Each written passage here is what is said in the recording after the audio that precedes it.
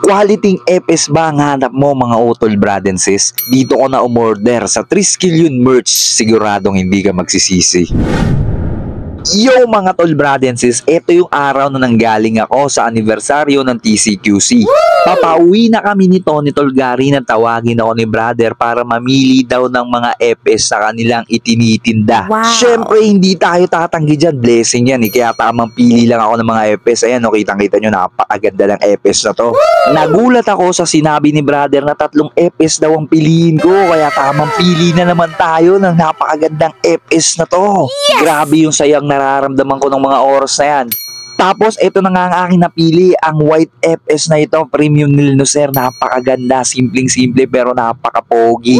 At namili pa ako ng isa pang FS at ito ang aking napili, napakaganda, baka Triskelion merch yan. At ito nga yung aking 3 napili, napakaganda, napaka-quality, Triskelion merch kasi yan.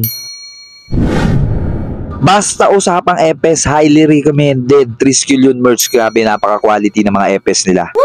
At ayan pa yung kanilang itinitinda nung araw na yon. Sayang hindi ako nakakakuha ng 50 FS. Isa pa naman yun sa mga gusto ko.